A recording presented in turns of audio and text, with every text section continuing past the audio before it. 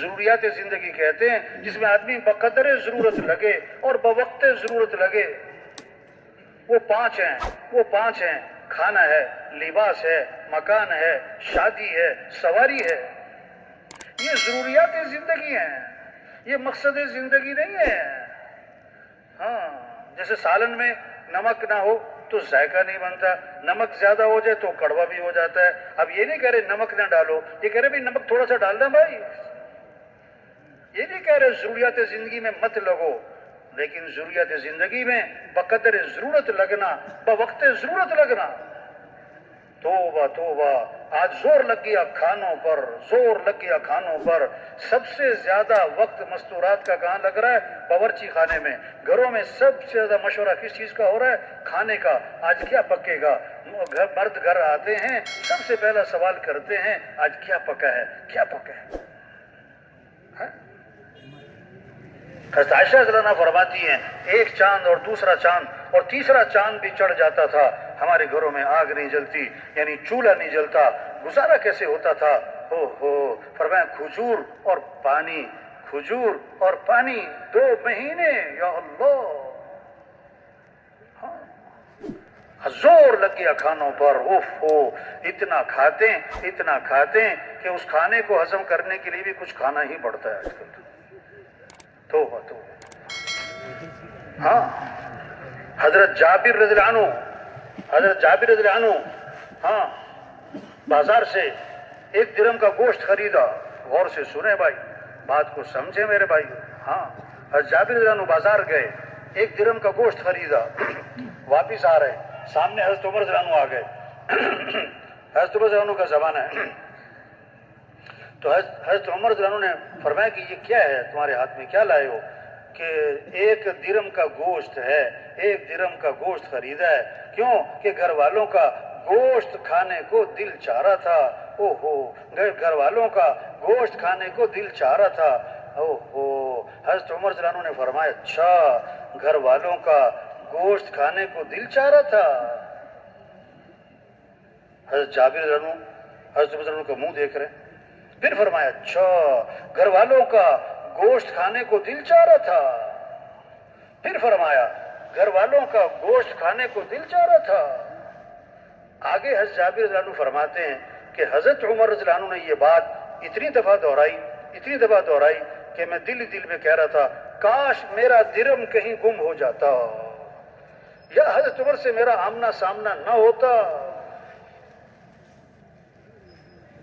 بیٹے کے گھر گئے، حضرت عمر رضی اللہ عنہ بیٹے کے گھر گئے تو بیٹے نے گوشت پکایا ہوا. پوچھا کہ یہ گوشت کیوں پکایا؟ جواب دیا گوشت کھانے کو دل چاہ رہا تھا. حضرت عمر رضی اللہ عنہ نے فرمایا کفا بالمرء سرفا ان یاکل کل ما اشتهت نفسه. آدمی کے فضول خرچ ہونے کے لیے یہ کافی ہے کہ جو جی چاہے کھانا شروع کر دے. زور لگ گیا کھانوں پر. توبہ. دوسرا زور لگ گیا کپڑوں پر. حضرت عمر رضی اللہ عنہ امیر المومنین ہیں اور خطبہ دے رہے ہیں اور منبر پر تشریف فرما ہیں اور صحابی فرماتے میں حضرت عمر رضی اللہ عنہ کے کپڑوں کے پیبند گن رہا تھا تو میں نے دیکھا کہ حضرت عمر رضی اللہ عنہ کے 12 پیبند لگے ہوئے تھے. ایک روایت میں 13 پیبند لگے ہوئے تھے اور بعض پیبند چمڑے کے تھے. کون؟ امیر المومنین. آپ نے فرمایا میرے بعد کوئی نبی ہوتا تو عمر ہوتا کہ عمر جس راستے پر جائے وہ شیطان وہ راستہ چھوڑ جائے. ہاں، خط لکھ رہے ہیں حضرت عمر رضی اللہ عنہ کس کے نام؟ دریا کے نام. ہاں، آواز دے رہے ہیں. ہاں، ہوا ان کی آواز کو لشکر تک پہنچا رہی ہے. کیوں؟ یہ کون تھے؟ کس سے بنائی؟ اللہ سے. کس کو ساتھ لیا؟ اللہ کو.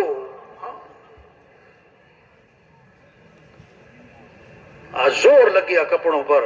مستورات کو پہلی پریشانی یہ ہوتی ہے کہ الماری میں جگہ نہیں اور دوسری پریشانی یہ ہوتی ہے کہ پہننے کو کپڑے بھی نہیں ہیں. تو الماری کس سے بھری ہوئی ہے؟ ہوا سے. نہیں، ڈیزائن کیا ہو گئے؟ پرانے. توبہ. ڈیزائن کیا ہو گئے؟ پرانے. یہ غلط جگہ زور لگ رہا ہے بھائیو، کپڑوں پر. تیسرا زور لگ گیا کس پر؟ تعمیرات پر، تعمیرات پر۔ آپ نے فرمایا قیامت کی نشانی ہے یتطاولون فی البنیان، کہ اونچی اونچی عمارتیں، یہ بڑے بڑے پلازے، اوہو اللہ کے نبی ہمارے قیامت کی نشانی ہے۔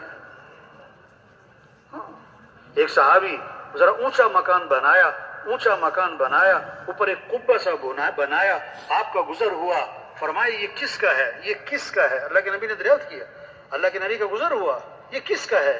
یہ کس نے بنایا ہے؟ جواب ملا فلاں فلاں احد من الانصار، انصار میں سے ایک صحابی۔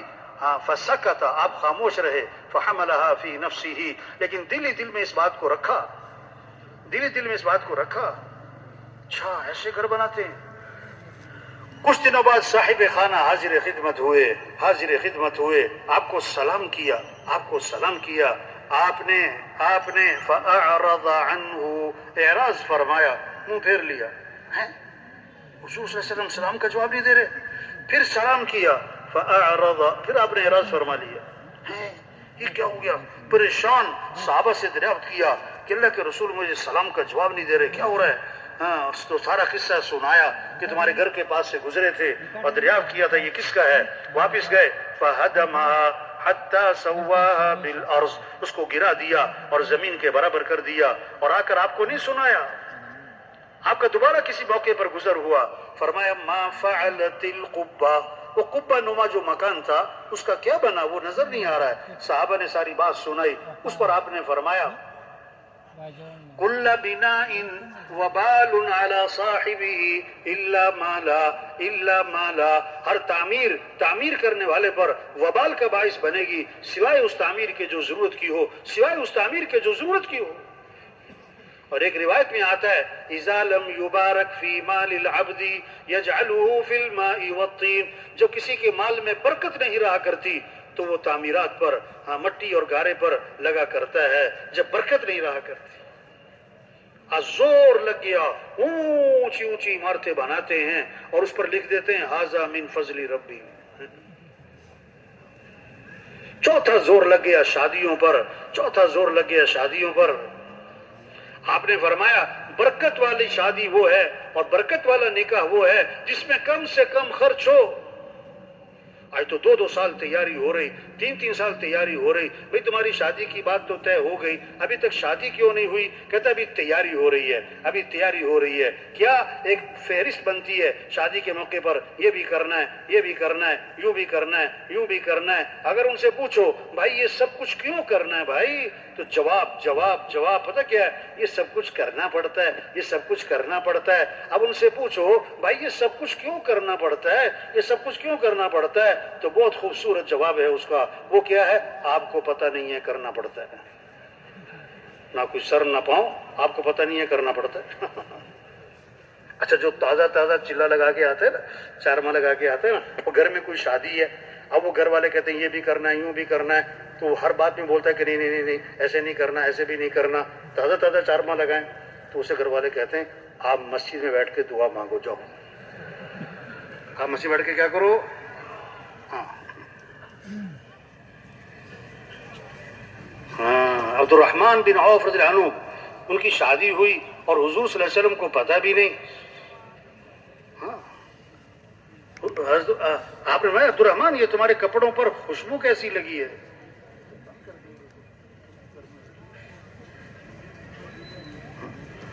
یہ کپڑوں پر خوشبو کیسی لگی؟ اس موقع پر ایک خوشبو لگا کرتی تھی شادی کے موقع پر۔ تو جواب دیا حضور میں نے شادی کی ہے، میں نے شادی کی، تزوجت۔ اچھا آپ نے کہ ولیمہ کر لینا، ہاں چاہے بکری کیوں نہ ہو، یعنی شکوہ نہیں تھا کہ شادی کی ہے تو مجھے تو پتہ بھی نہیں، نکاح تو میرے سے پڑھوانا چاہیے تھا، تو نہیں شادی ہو گئی۔ شریعت کا مزاج شادی سادی ہو، سستی ہو، آسان ہو، جلدی ہو۔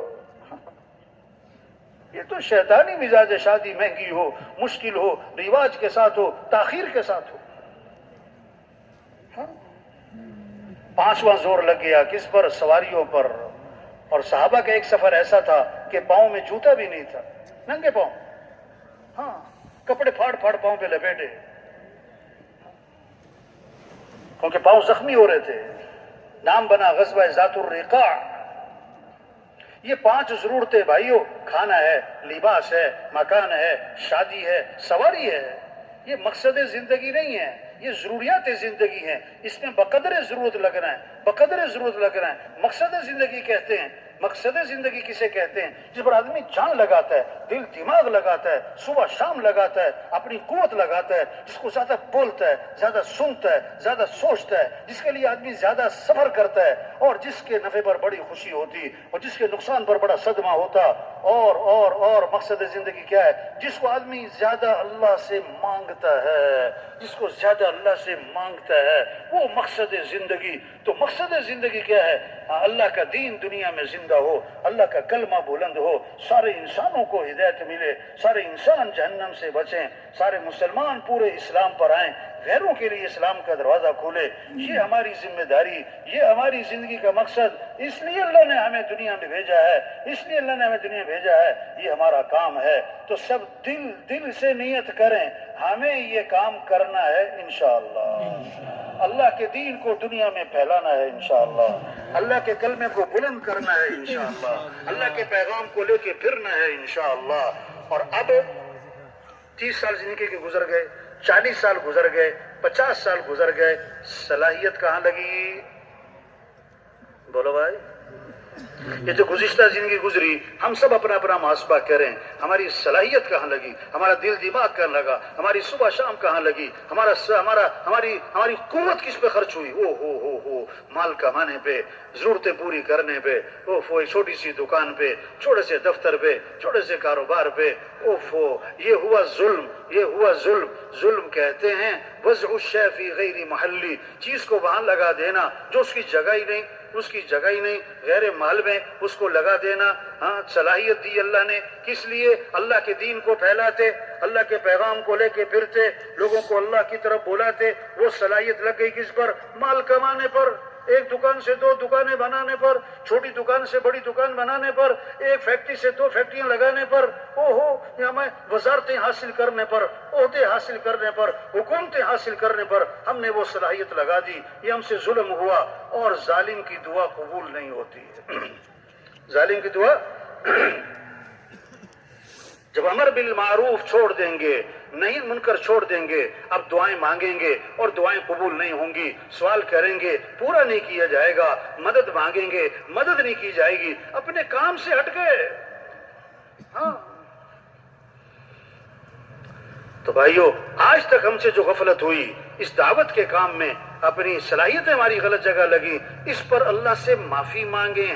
حاجی صاحب رحمۃ اللہ علیہ بہت اس بات کو فرماتے تھے. آج نماز نہ پڑھنے والا اپنے آپ کو قصوروار سمجھتا ہے، روزہ نہ رکھنے والا مانتا ہے کہ میری غلطی ہے، زکوٰۃ نہ دینے والا اس کو احساس ہے، حج نہ کرنے والا کہتا ہے ہاں میرے سے غلطی ہو رہی. لیکن ایک مسلمان نماز پڑھتا ہے، روزہ رکھتا ہے اور صدقے کرتا ہے، زکوٰۃ دیتا ہے، حج کرتا ہے، اعتکاف بیٹھتا ہے، عمرے کرتا ہے، بڑے بڑے خیر کے کام کرتا ہے، لیکن دین کی محنت نہیں کرتا. اللہ کا دین دنیا میں زندہ ہو، اسے کوئی فکر نہیں. سارے انسانوں کو ہدایت ملے، اسے کوئی فکر نہیں. مسجدیں آباد ہو جائیں، اسے کوئی اس کا احساس نہیں، اس کی کوئی کوشش نہیں. وہ اپنے آپ کو قصوروار بھی نہیں سمجھتا.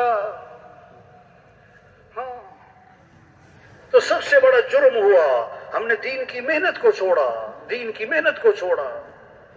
ہاں بعض دفعہ گشت کرنے جاؤ نا کسی کے پاس، تو جس کے پاس گشت کرنے جاؤ نا وہ کہتا ہے اچھا آپ میرے پاس ہے، میں تو ابھی نماز پڑھ کے آیا ہوں، پہلی سب میں تو میں نماز پڑھتا ہوں. آپ فلاں کے پاس جاؤ، وہ نماز نہیں پڑھتا، اسے جا کے سمجھاؤ. وہ سمجھ رہا ہے یہ تبلیغ والے نماز کی دعوت دے رہے ہیں اور میں تو نماز پڑھتا ہوں. ایک ایس ایچ او کے پاس، کیوں بھائی سن رہے کہ نہیں سن رہے؟ بھائی دھیان سے سن رہے نا؟ ہاں تھک تو نہیں گئے؟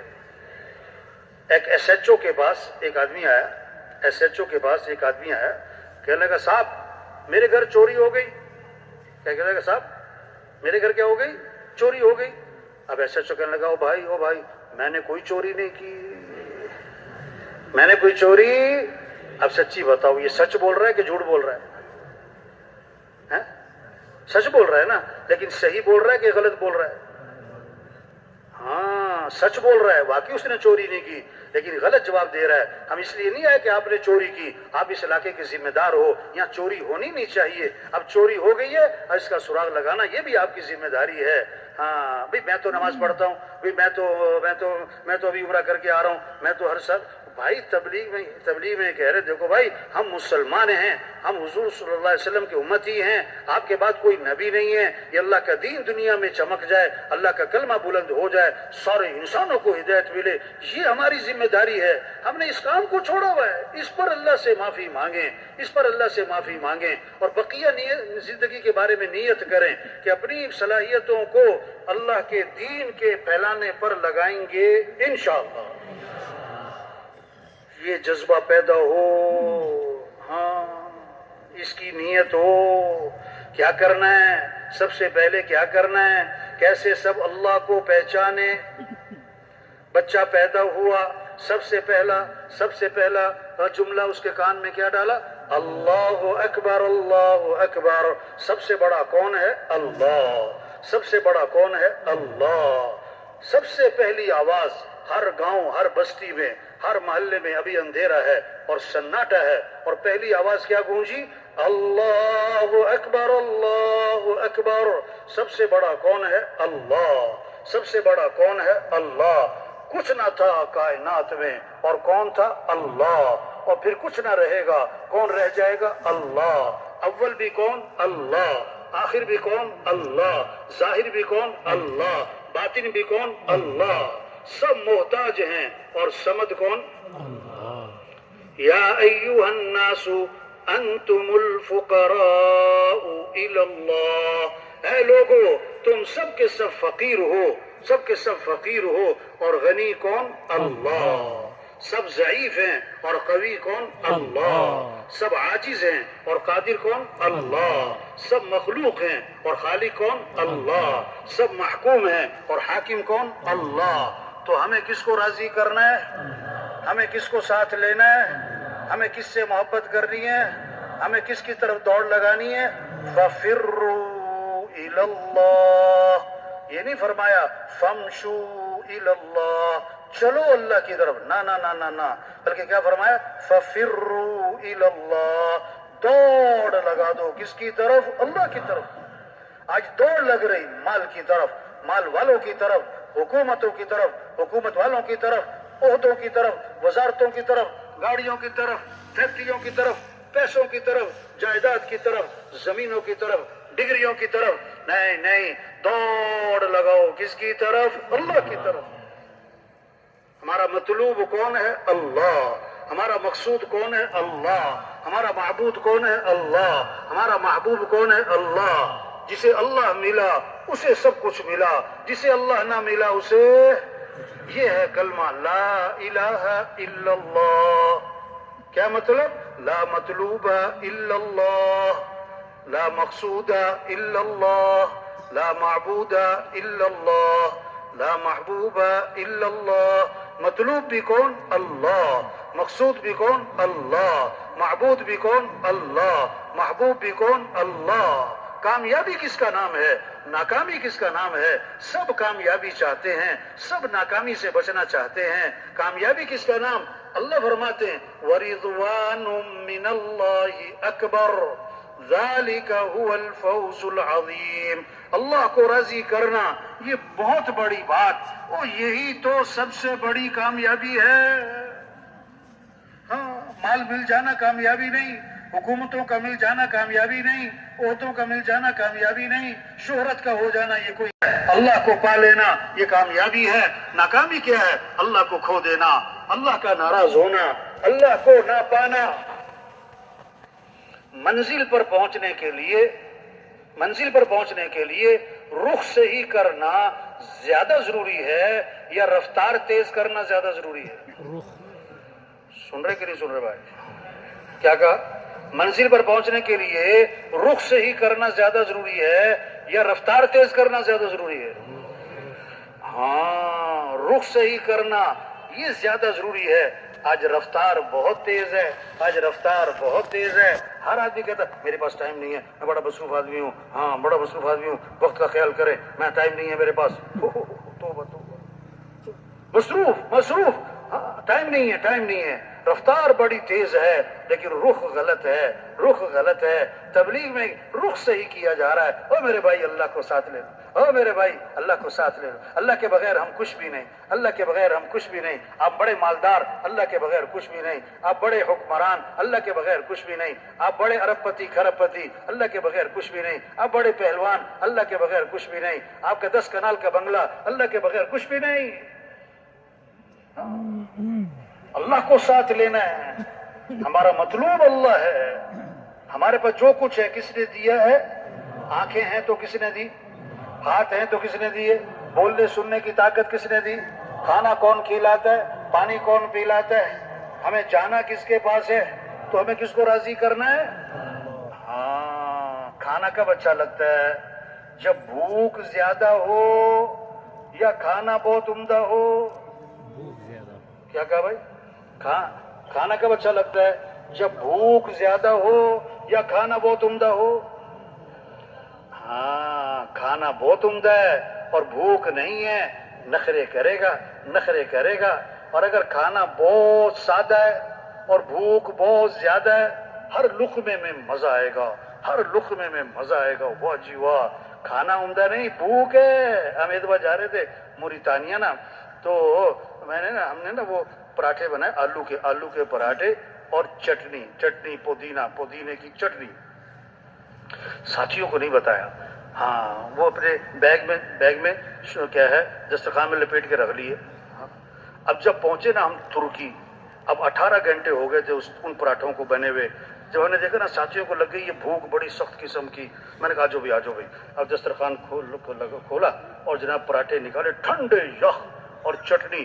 اب سب کھا رہے ہیں اور ہر لقمہ کھاتے ہوئے کہتے ہیں مولوی صاحب بڑا مزے کے پراٹھے. اور پراٹھے مزے کے نہیں ہیں، بھوک بڑے مزے کی ہے.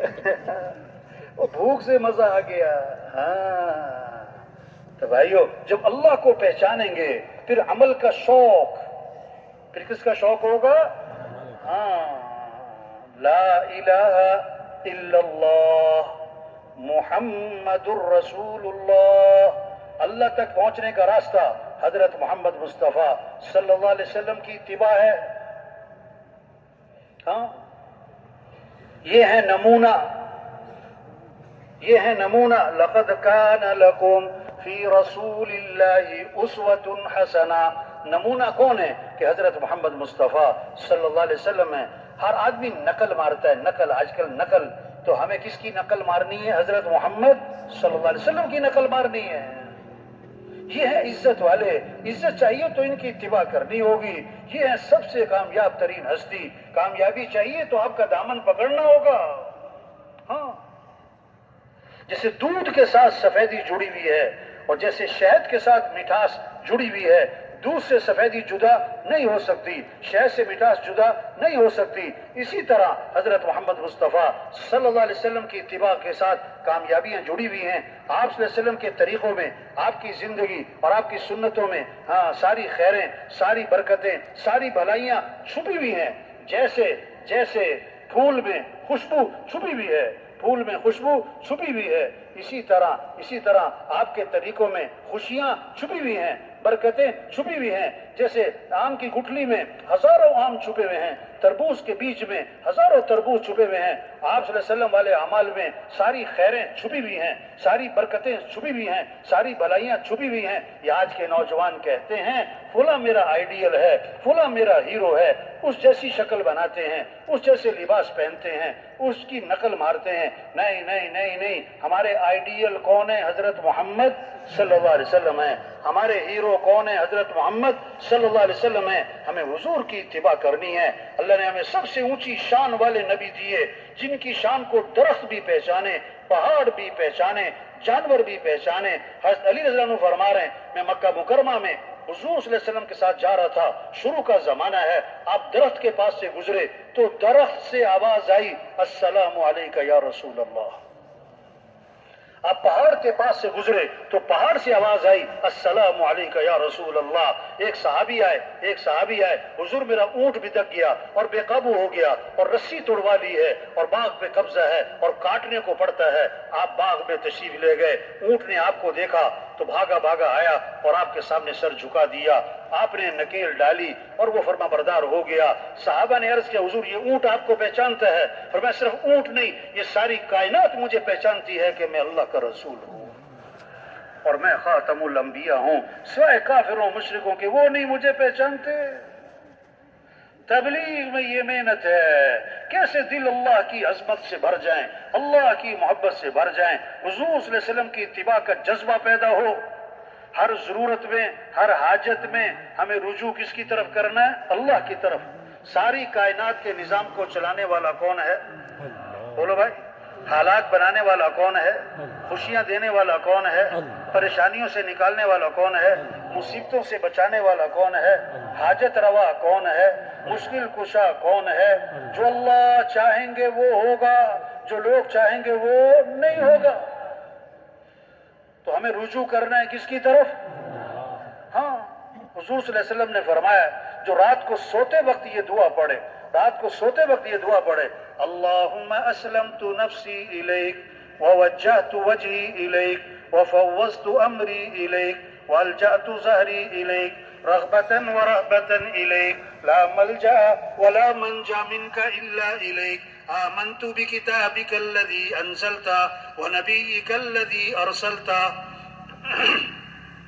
اب دعا کا مضمون کیا ہے؟ اے اللہ میں اپنے آپ کو، اپنی جان کو، اپنے جی کو تیرے سپرد کرتا ہوں، اسلمت نفسی الیک ووجہت وجہی، میں اپنا رخ ہر طرف سے ہٹا کر اپنا رخ تیری طرف پھیرتا ہوں، وفوضت امری الیک، اپنے امور، اپنے مسائل، اپنے مشاکل، اپنی پریشانیاں، اپنی ضرورتیں میں تجھے سونپتا ہوں۔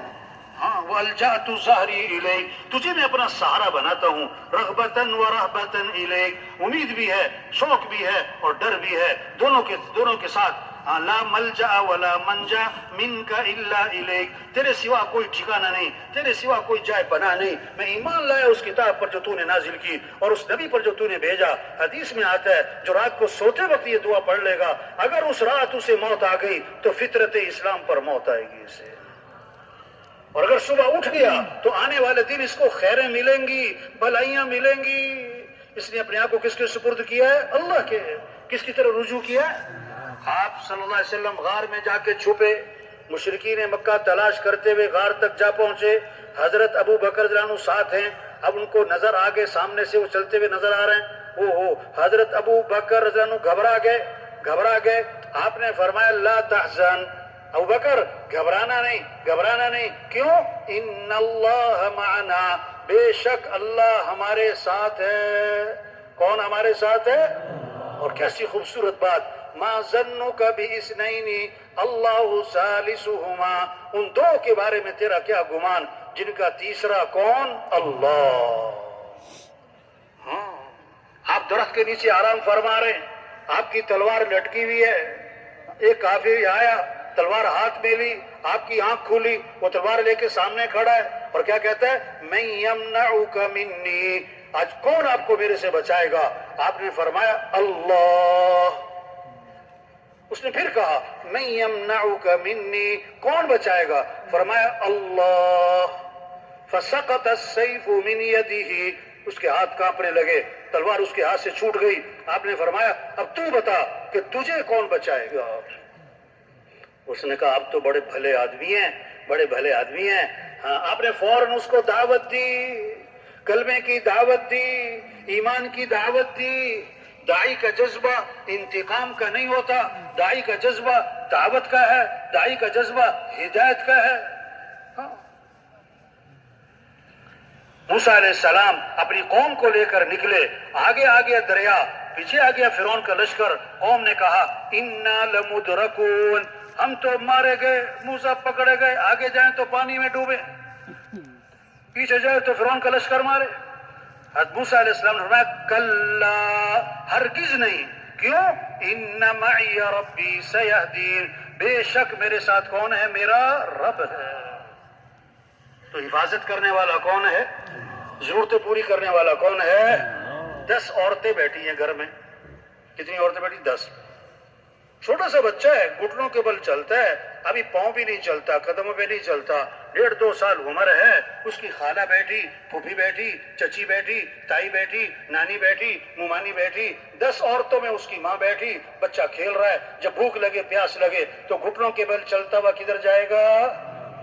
بولو بھائی، ماں کی طرف، خالہ کی طرف نہیں، پھوپھی کی طرف نہیں، کیوں؟ وہ سمجھتا ہے میری ضرورتیں کہاں سے پوری ہوتی ہیں؟ ماں سے۔ تو سارے انسانوں کی ضرورتوں کو پورا کرنے والا کون؟ اللہ۔ تو رجوع کس کی طرف ہو؟ اللہ۔ ہاں، مانگنا ہے تو کس سے؟ اذا سألت فاسأل اللہ، مانگنا ہے تو کس سے مانگنا ہے؟ اللہ۔